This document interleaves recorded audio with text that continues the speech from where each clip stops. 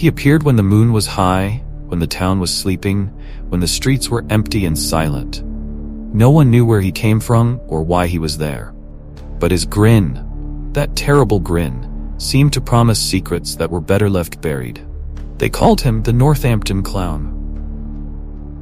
Northampton, a town where life moved at its own quiet pace, had always been a place of order and routine. People worked, ate, slept, and repeated the process day after day. The town itself was unremarkable. Brick houses lined narrow streets, their windows dark and uninviting. Even the air seemed to carry a hint of monotony. But all that changed one fateful autumn evening in 2013. It began innocently enough, like a prank pulled by bored teenagers. A group of young people were out late, wandering the town center, when they saw him for the first time. He stood alone at the corner of Abington Street, bathed in the sickly glow of a flickering street lamp. He wore a faded, baggy clown costume, the kind you might find in a second-hand shop, the fabric stained and frayed. His face was painted white, with a red nose and thick, exaggerated lips curved into a grotesque grin. But it was his eyes that made the skin crawl. They were dark, impossibly dark, like two bottomless pits staring out from beneath the heavy paint. At first the group laughed. They thought he was a performer, maybe an actor promoting some obscure event. One of them, a boy named Jamie, called out to him, mocking, "Hey clown, what are you doing out here so late?" But the clown did not respond. He simply stood there, perfectly still, his gaze fixed on them, his smile unchanging. Jamie felt a shiver run down his spine. He tried to laugh it off, but his voice caught in his throat. "Come on, let's go," his friend Clara whispered, tugging at his sleeve. They turned and walked away, glancing back over their shoulders. The clown did not move, did not make a sound, but they could feel his eyes on them, following them all the way home. The next morning, the story spread through the town like wildfire. "Have you seen the clown?" people whispered in hushed tones. "The one with the painted face? The one who just watches?" And he was there again, the very next night, standing in the same spot. No one knew where he went during the day or where he came from. But when darkness fell, he would appear, always in a different place. Sometimes at the park, sometimes by the church, sometimes near the children's playground. Always watching, always smiling. People started to feel uneasy. Some said it was just a prank, a silly joke to get attention. But others felt something darker in that painted smile, something sinister in those unblinking eyes. Rumors spread. Some said he never blinked, that he didn't even seem to breathe. Others claimed they saw him disappear down dark alleys, moving faster than any human should. One woman, a nurse named Patricia, swore she saw him outside her window at 3 a.m., just standing there in the rain, staring up at her. She closed the curtains, her hands trembling, and when she peeked out again, he was gone. But there were muddy footprints on her porch, leading right up to her door. The local newspapers caught wind of the sightings and ran stories filled with half-truths and speculation. "Who is the Northampton Clown?" they asked, with pictures snapped by jittery hands showing him standing in the shadows, his painted grin wide and unchanging. But no one knew. He never spoke, never moved, except to vanish into the night like smoke. The police were called, but there was little they could do.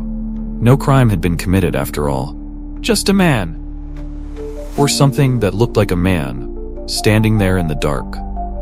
Then, one night, a young couple, John and Emily, were driving home from a late dinner when they saw him. He was standing in the middle of the road, just beyond the reach of their headlights. John slammed on the brakes, the car skidding to a stop just inches from the figure. Emily gasped, clutching John's arm. The clown stood perfectly still, his head cocked to one side, as if curious. His hands, gloved in dirty white, were clasped in front of him, and his painted smile seemed wider than before, almost stretching to his ears. John honked the horn, but the clown didn't flinch. He just stood there, grinning, his eyes hidden in shadow. "Go around him," Emily whispered, her voice tight with fear. But when John tried to steer the car to the side, the clown moved so fast, so impossibly fast, that he was suddenly standing right next to Emily's window. She screamed, and John hit the gas, the car lurching forward, the tires screeching on the wet asphalt. They sped away, hearts pounding, their breaths coming in ragged gasps, but when they dared to look back, the road was empty. The clown was gone. From that night on, people began to disappear. First, it was just rumors. An old man who wandered off in the middle of the night, a teenager who never came home. Then it became harder to ignore. A mother went missing on her way back from the grocery store. A young boy vanished while playing in his backyard.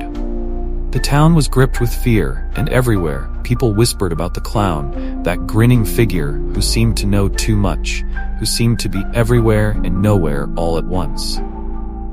A group of locals decided to take matters into their own hands. They formed a neighborhood watch, armed with flashlights and cell phones, determined to confront the clown, to find out who or what he was. For weeks, they searched, combing the streets at night, but he was always one step ahead, always vanishing just before they could reach him. Then, one night, the clown appeared on the front lawn of Daniel Crowley, the town's local historian. Daniel had been outspoken, calling the clown a menace, demanding the police do more. And now there he was, standing under the lone street lamp, his shadow stretching long and thin across the grass. Daniel, fueled by a mix of fear and anger, grabbed his camera and stormed outside. "Who are you?" he shouted, snapping picture after picture. "What do you want?" The clown didn't answer. He just tilted his head, his smile never wavering. Then, slowly, he lifted one gloved hand and pointed directly at Daniel. Daniel felt a cold shiver run down his spine, a sense that something was terribly, terribly wrong. He backed away, but the clown began to walk towards him, slowly at first, then faster, his footsteps eerily silent. Daniel ran back inside, slamming the door behind him, locking it. He peered out through the window, but the clown was gone. He looked at his camera, scrolling through the photos he had taken. But in every single picture, the clown's face was blurred, his features distorted, as if the camera could not quite capture his image. That night, Daniel disappeared. His house was found empty, the door wide open, his camera lying on the floor with the memory card missing. No one saw him again, and the town was plunged into a deeper fear, a fear that clung to the skin like damp fog. After that, the clown stopped appearing. For weeks, there were no sightings, no strange happenings.